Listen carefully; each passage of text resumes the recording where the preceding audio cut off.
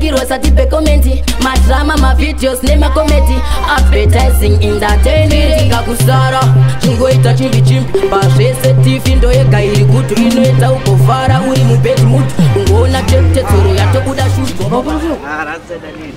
Chiro nini na? Charwa root. Mata muchile. Apa kau dah bisa? Kana asira.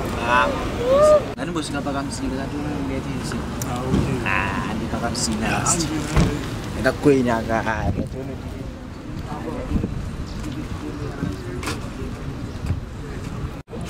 Moms, pio kama putu. Maputu da mangani maputu. Kuda wani moms. Kwa maputu wana kutenga wanseko mwangu. Tundwani ndangu chetu. Kwa nini wo? Aiwa, munhu wani moms. Arike musaridzira akanaka. Anonyimata zvoona kandotona face yake. Change moms. Change. Change unozoyisira mangwana. Aiwa, nasi handina change.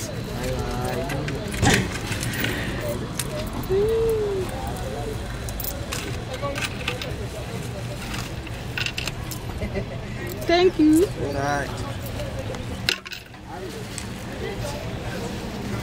Toti ngabo ege. Kane nzungu mdara waizi. Apa toti ngabo ege. Yeah, bage waizi. Azona kana kwenye. Awake hande kwatiri kuenda. Kama puti kane nzungu. Hande kwatiri kuenda. Yeah. Iri bo hande. Arigari bo baro. Ayo, amajwe mroji.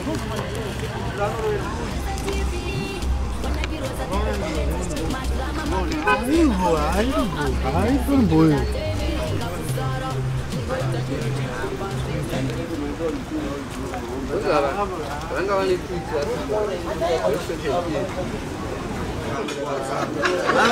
Good food. Good food. I don't have to say price. Madam, Moshe. Tamjwe ka sadza ba. Take away erikana sitting. Sitting.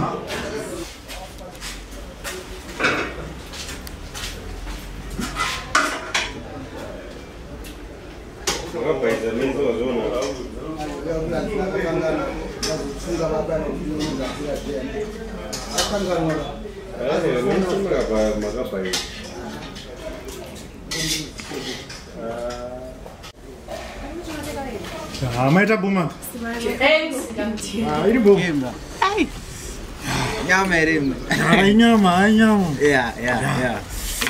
Mau kusa kisa. Mageza. Nandumbu. Uda nyama. Nyama mdara. Uda nyama. Isa. Tora. Nyama. Aiwe jikamaputi mani. Mdara Wanyima maputi, ai jikamaputi. Kita yo. Sandoro wangu maputi. Arwa maputi. Baju msadar.